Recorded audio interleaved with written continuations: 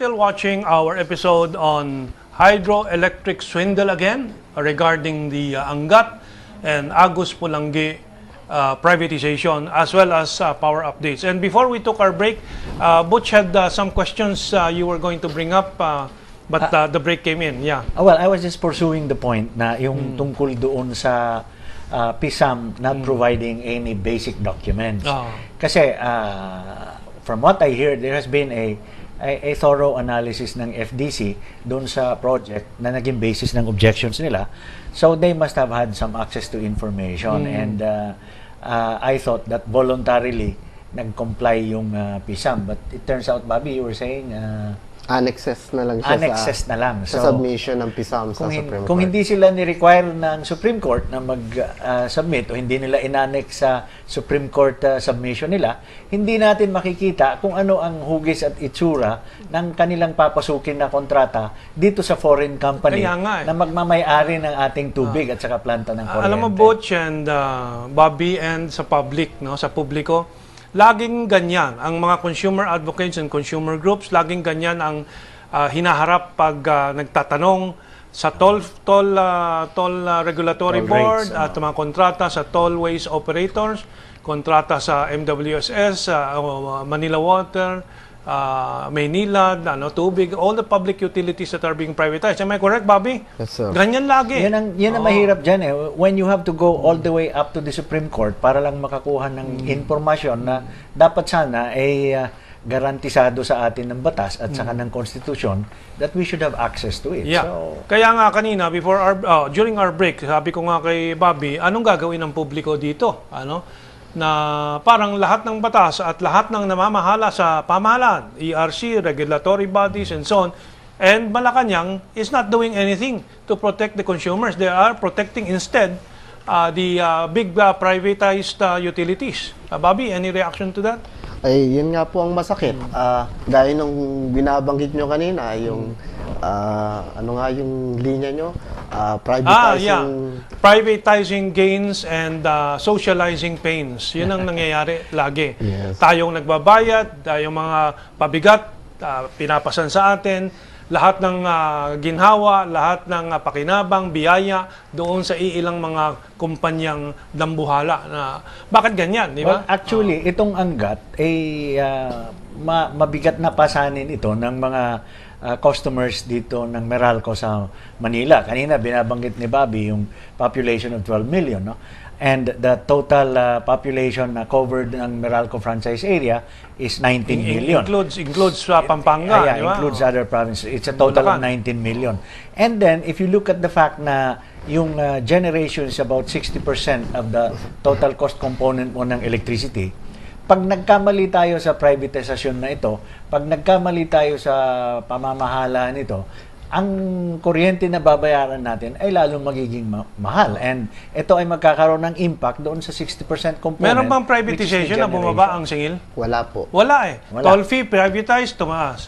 Tubig, privatized, tumaas. Kuryente, privatized, tumaas. Kasi meron po, sinisecure ng gobyerno, na-insure niya yung cost recovery ng mga private investors. Ni-insure niya na mababawi niya eh. Hindi balik tapos kung pati yung profit. Tapos yung pinapaliwanag mo, yung Angat ba ang inaayos o yung Agus sa Pulangi na 3 billion? 2 billion or 3 billion. 3 billion. Ang Angat? Agus. Yung Agus, mamaya pag-usapan natin ng Agus. No? And so, paano yan? Anong sasabihin natin sa publikong nanonood ngayon? Anong action magagawa ng publiko na 10 taon na itong nakikita natin talagang laging dehado ang consumers? Napaka-crucial po ng taong 2011 dahil ito po yung pang 10 taon ng batas na EPIRA. Ayon po sa EPIRA, sa 2011, ipa-privatize yung mga in-identify nilang crucial generation plants like the Agus and Pulangi and Angat Dam. So ito yung mga medyo masalimuot kasi may water component, no? Kaya siguro dinifer ng EPIRA yung pagsasapribado niya. So, ito po yung panahon na yun at nakaka-alarma na yung pinagkakakuha na natin ng tubig, isa sa pribado. Pinag-uusapan natin, nandito tayo sa Metro Manila. Pero ganun din po sa Mindanao. Sa Mindanao, yung Agos Na may- Palangge, pag-uusapan Opo. natin yan. But one more observation. Sa dami-dami na ng pinotesta natin ng mga privatization, bakit dito nagkasnag? Ang nakikita ko, kasi nag-aaway din, o nag-aaway, hindi magkasundo din yung mga nagpa-privatize. Kasi yung may hawak ng tubig, Manila Water at Maynilad, ayaw nila na manguna ang NGCP, National Grid Corporation of the Philippines, na yung kuryente ang ipaprioridad. Kung walang away sila, di ginisa na naman tayo sa sariling o pinakuluan na naman tayo sa sariling kuryente at tubig natin. Actually, yung isang problema nga dyan, precisely, yung lack of transparency.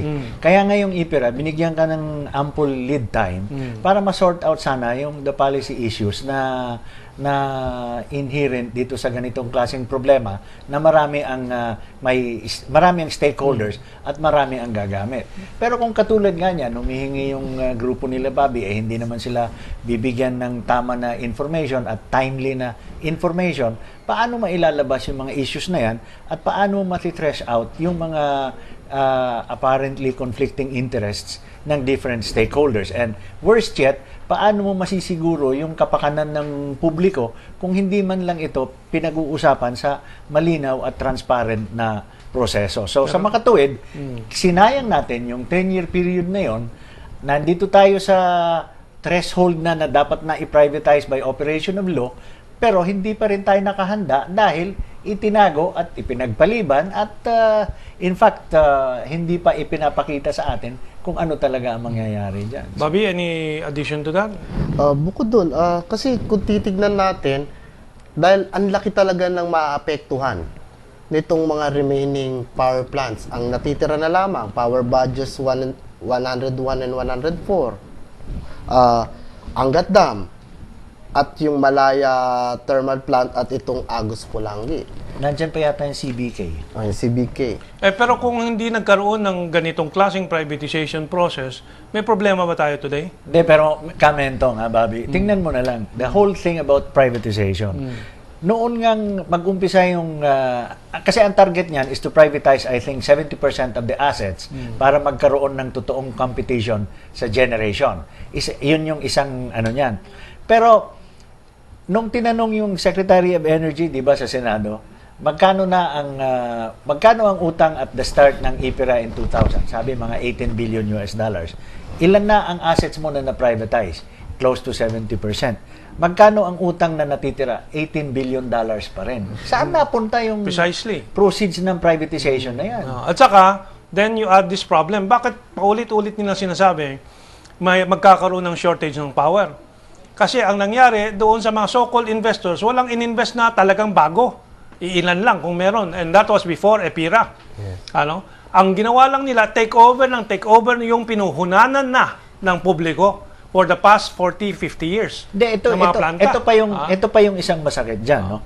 If you look at yung situation ng power industry ngayon, and if you look at kung ano yung objective 10 years ago, we are siguro 20 years farther from from a free and open and competitive generation market.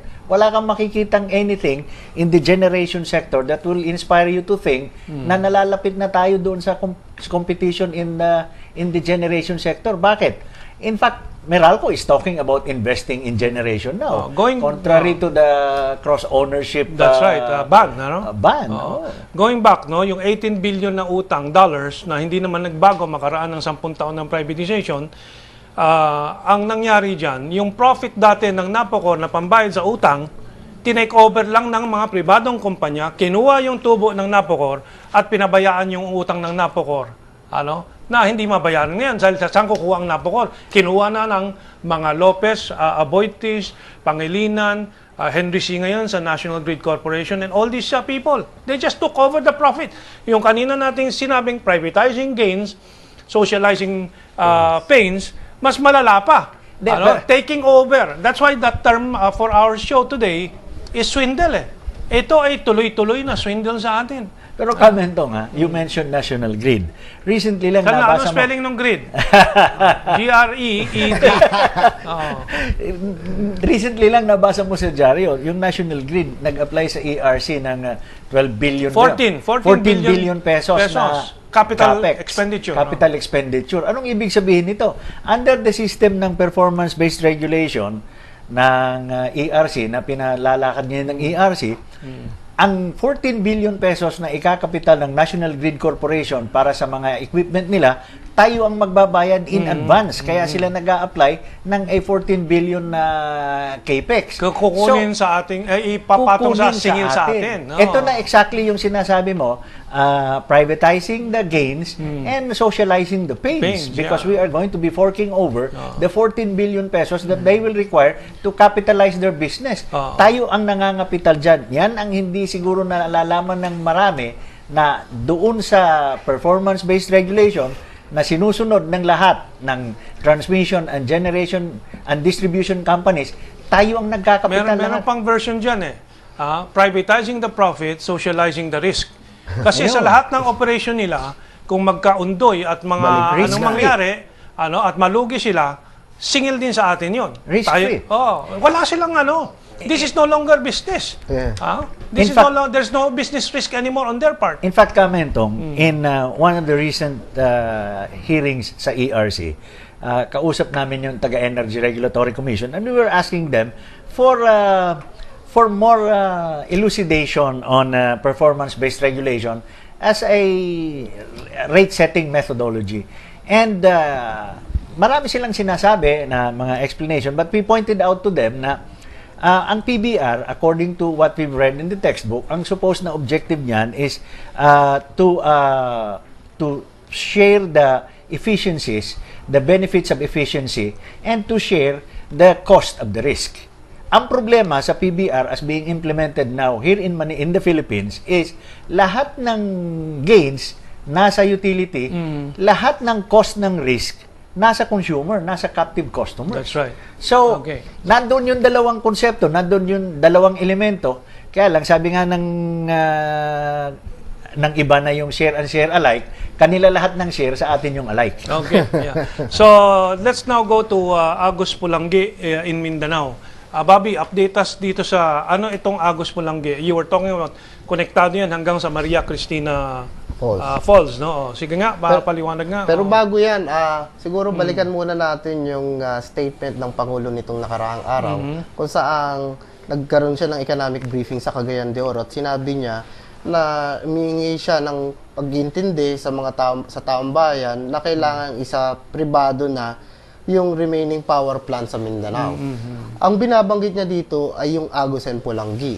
At sinabi niya dun sa statement na yon na binebenta lamang sa halagang 3 piso pero yung cost ng generation ay nasa 5 piso. So palugi. Kaya justified na isa privatize na lang ito. Ulitin natin presyo. Sabi niya 5 pesos binebenta. And 5 pesos ang production cost. Production. Ang selling price is 3 pesos. 3 pesos. Okay. So, anong totoo? subsidized ng 2 pesos. Okay. So immediately ayon kay Noynoy. Opo. So immediately nagulat po tayo sa data na i-present ng presidente. Kung sumulat po tayo ng isang statement at sinasabi natin na maaari siguro na bigyan lamang ng maling impormasyon ang Pangulo dahil sa katotohanan ang generation cost sa Mindanao Grid ay 2 pesos and 80 centavos lamang. Kung binebenta ito sa halagang 3 piso, so ibig sabihin may 20 centimos pa nakikitain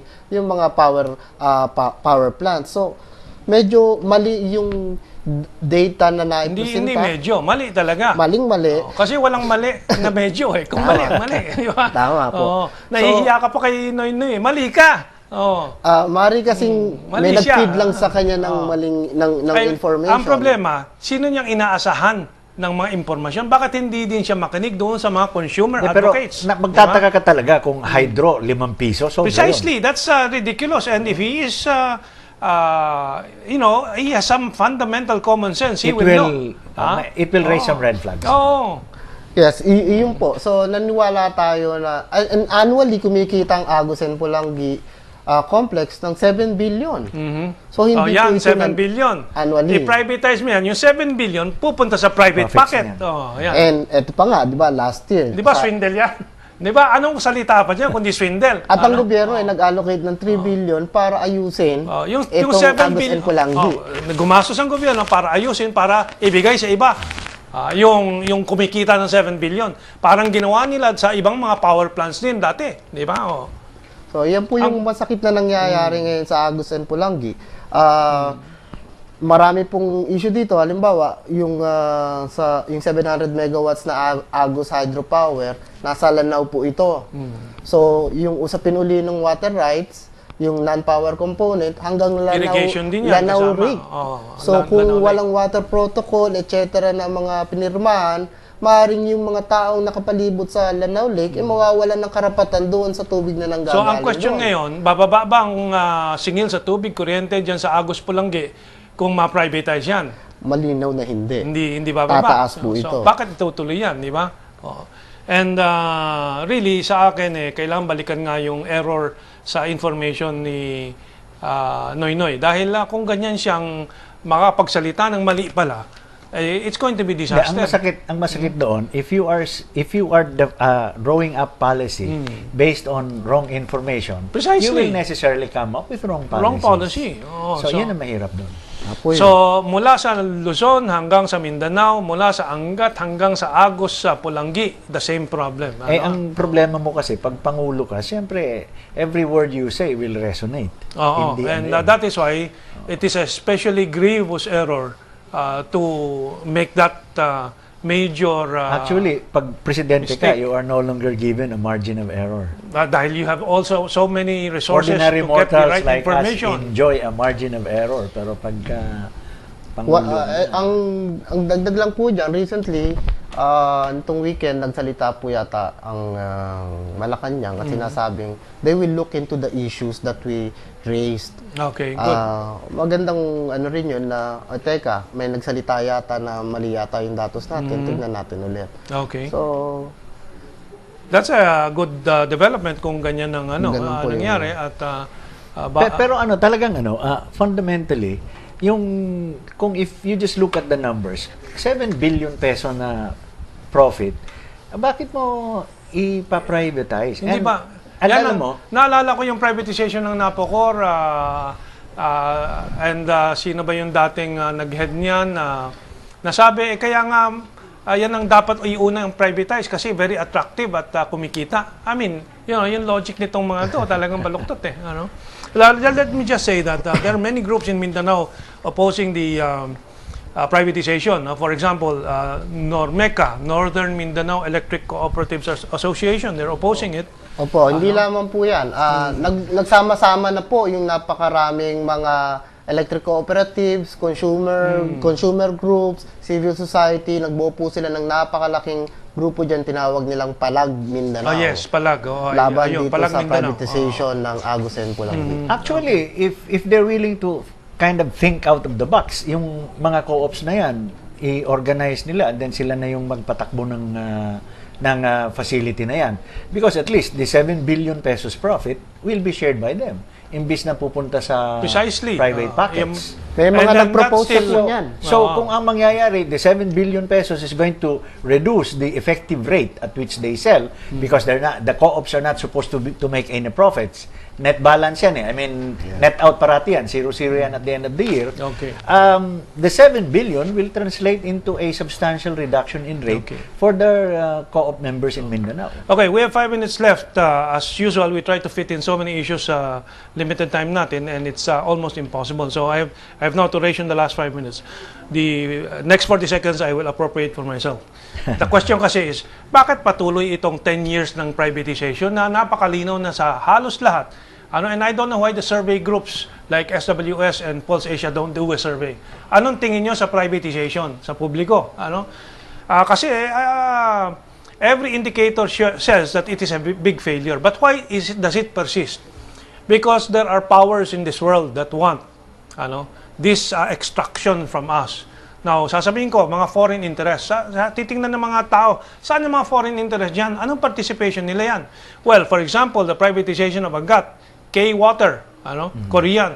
If you look behind K-Water, you will find American companies na partners nila, nasa likod yan. And yung ibang mga aspects dyan, the participation of international capital behind the big corporations. So this is a big conspiracy to exploit the people. Okay, my 40 seconds is up. So we have to go to your conclusions, but before that, two minutes update. You attended, Butch, the latest The consultation ng Energy Regulatory Commission, and then maybe you have the update on why power is going up or down the past few months, or the past month in particular. And then we'll go back to Bobby to summarize itong crusade ng FDC. Go ahead, Butch. Well, I'll just pick it up from where you left off on capital. No? That's Kasi right. ulitin ko lang, sa ngayon, the way the rate is structured in the industry and the way the charges they get from us are structured, tayo na ang nagkakapital ng industriya, Precisely, hindi na sila. precisely. So, to even say na foreign capital coming in is parang out of touch na with reality, That's right, because that's the right. reality is lahat tayo nagkakapital. And in this regulatory reset ngayon, sa third regulatory period, na kung saan yung the second consultation, public consultation, I attended, doon malinaw na lahat ng gagastusin ng utility ay manggagaling sa atin. But the very brief time that I have, kung ano Kamentong, basahin ko lang a couple of portions. Ito yun, We yung have draft 3 minutes determination. left. Okay. Go ahead. No. Two very significant portions. On the main draft determination itself, which by the way is Draft signed. determination is the Draft conclusion determination, ERC came yeah. out with. This is signed by Zenaida Cruz Ducot, the chairperson, Alejandro Barin, commissioner, Maria Teresa Castañeda, and Jose Reyes, commissioners. This is an 86-page document that captures kung ano ang magiging rate natin for the next 4 years, from 2012 to 2015. A significant portion on page 6 says, the draft determination, meaning itong dokumento na ito, kung saan nagsasaad kung ano magiging rates natin for the next 4 years, does not have any impact or bearing on Meralco's current distribution wheeling charges or will not be used to set future distribution wheeling charges. Okay. In other words, ano yung kabuluhan ng dokumento na ito na 86 pages? Wala naman pala itong Epekto. impact. Oo. But don't be misled dahil this draft determination will become a final determination. When it becomes a final determination, lahat ng rates that you pay will be derived from Based on this. that. Now, I'm taking it off, Mentong, from your item on manufactured ignorance. The PBR, the way I look at it, is one of the gambits dyan sa manufactured ignorance na sinasabi mo, kung saan tayo ginagago, sinasabi, wala itong kabuluhan. Pagdating sa final determination, it has lahat pala ng kabuluhan. That's right. Nandito. We'll Okay. have an episode on manufactured ignorance, how ignorance in the public mind is created by certain forces. Okay? Ngayon, Yung another final, portion. yung final Another portion. The operating expense dito, the OPEX, is reviewed by the Regulatory Operation Service of ERC. Okay? Ito ngayon ang sinabi ng ROS. Butch, you see that? 1 minute to the end. Okay. Okay. Sabi niya, ROS did not undertake an audit or attempt to verify the information on which it based its recommendations. ROS, therefore, cannot be held responsible for any conclusions based on misleading or inaccurate information provided by Meralco. Anong klaseng regulator tayo mayroon? Precisely. That when they pass judgment, they automatically make a disclaimer. How are they At supposed saka, tinatanggap nila as gospel truth As gospel yung truth. sinamit ng kanilang dapat i-regulate. And then- of course, you are suspicious. You will evaluate it. And then they No. have the unmitigated goal to say that don't hold us responsible if there is something wrong in our recommendation. Okay, Ano ba naman yan? last 15 seconds, Bobby. Sorry. Okay lang. Very good and very important. Thank you, Ang Butch. Freedom from Debt Coalition po, kasama ang aming mga miyembro, ang mga kasamahan natin, gayon na rin sa Mindanao. Okay, now at the end, you have to accelerate. Nananawagan po kami kay Pangulong Aquino na itigil na po ang privatization ng Okay, Angat at Agos po lang. that's all the time we have, you see? Thank you very much. And hanggang sa susunod, and I think we've delivered the message for this episode. Butch, thank you very much. Ay, Okay. sorry. No. It shows that we're successful Well, in I- our